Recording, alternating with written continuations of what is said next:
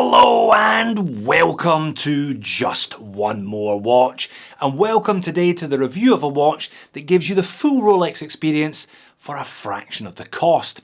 As you probably saw from the thumbnail, it's a Steinhart, a brand well known for completely ignoring Rolex's IP and making their own much cheaper lookalikes.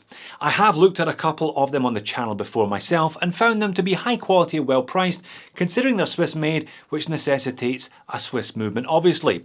And yes indeed, they have done it again today, making a watch that is quite clearly designed to look as much like a Rolex Explorer 39mm as possible, but for about 6% of the price of a 39mm Rolex Explorer. However, that's not all today. Steinhart have gone one step further in their attempt to replicate the full Rolex experience, because you can't actually buy this watch. That's right people, at the moment anyway, these are sold out. Mr. P is the owner of this one and he loaned me it for review. Thank you very much, Mr. P.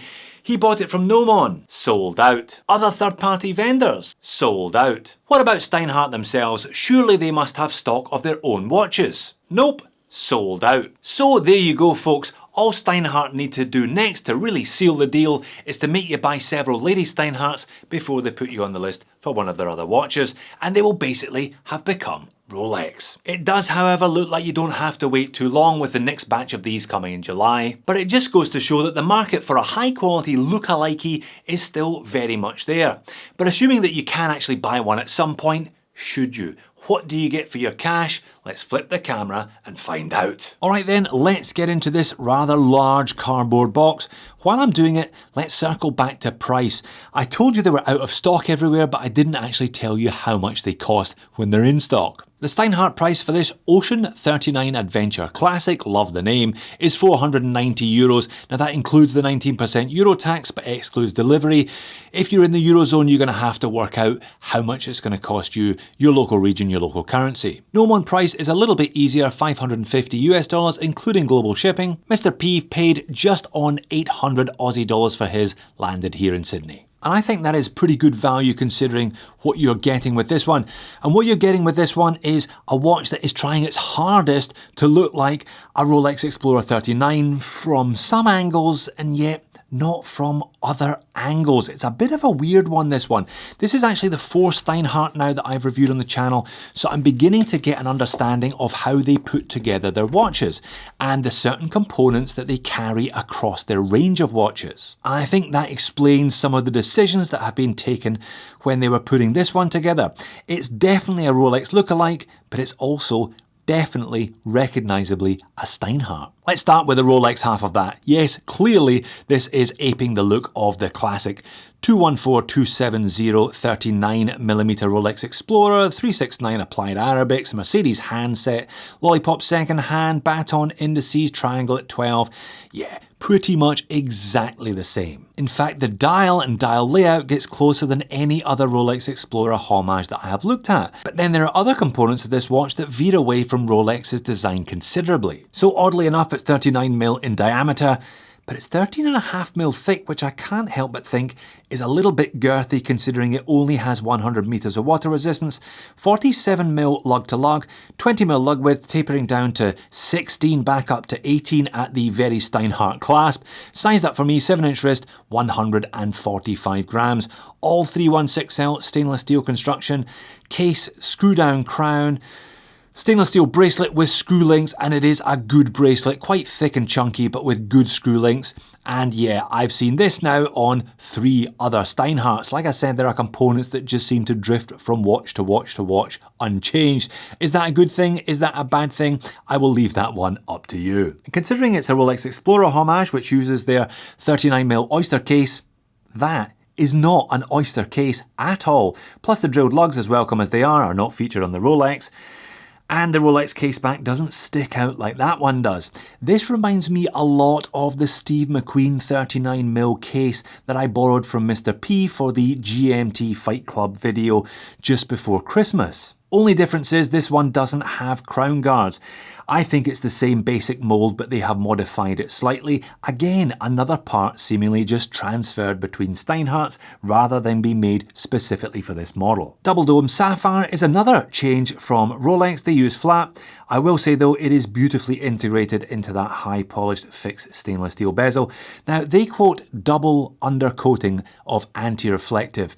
Yeah, it could have done with slightly more than 2 coats. Flecto really is ever present with this one, as you'll see when I take it outside in just a minute. The bracelet is a nice one though, 3-link oyster style, perhaps just a little bit thicker than it needs to be, but I do like that taper from 20 down to 16, and I do like the fact they've gone for a female end link there, something that Rolex doesn't do, so that's one change from the original watch that I do approve of. And the carryover Steinhart clasp is okay. That is a milled upper, single fold over, no pusher, mixture of brushed and high polished on that as well. High polished edges, high polished fold over with the Steinhart logo etched in. 4 holes of micro adjust. Perhaps a 5th would have been good. Perhaps having this slightly longer would have been good because these are quite long links. And the case back, or at least the style of the case back, also appears to be carried over from all the other Steinharts that I have looked at.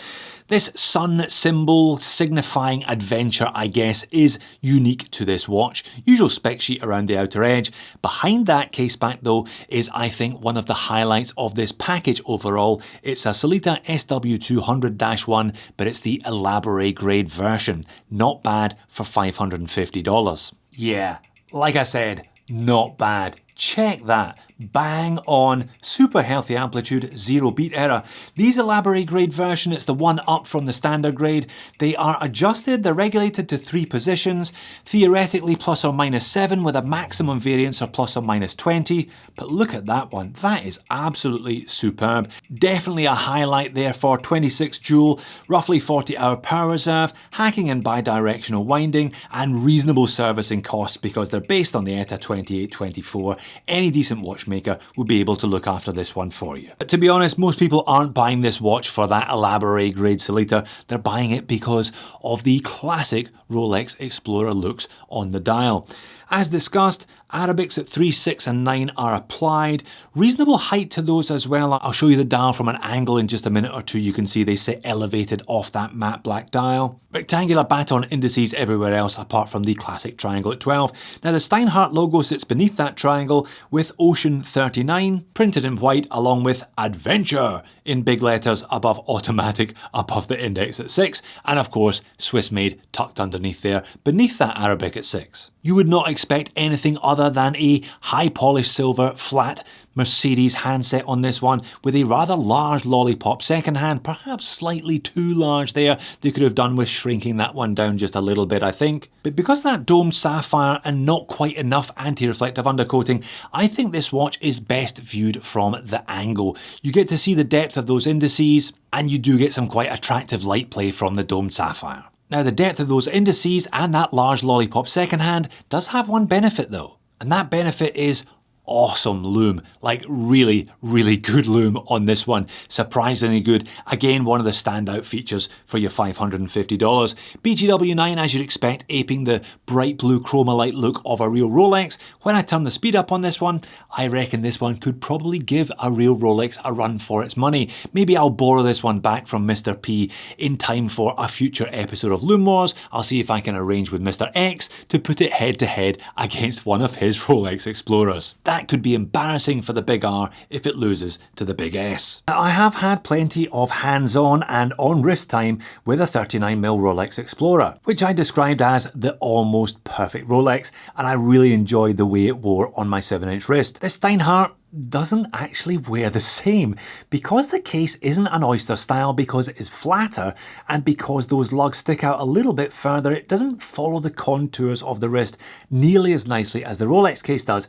It's still okay. Look, 39mm, fairly well balanced because of the thick and chunky bracelet, and 145 grams. There's no great surprises. It just doesn't feel as natural a fit as a Rolex does, or some of the other Rolex Explorer homages that I've reviewed for that matter. Overhead legibility is pretty good despite the lack of anti-reflective undercoating on that sapphire crystal, and it's still a really handsome watch from most angles. Outside natural light though, the word of the week is Flecto, you can see me, you can see my camera. You can also see the dial and hands though, I will give it that much. On wrist again, it's a good looking watch, mostly thanks to the Rolex design, which they have borrowed. And when I show you looking down the wrist, you can see it doesn't quite sit flat. It doesn't quite sit the way that I would want it to anyway. Pocket shot to finish, and just in case you didn't believe me, there's a little bit more Flecto for you. Moans and niggles then, well, you know where I'm going with these, don't you? They could have done with doing something slightly different with that glass.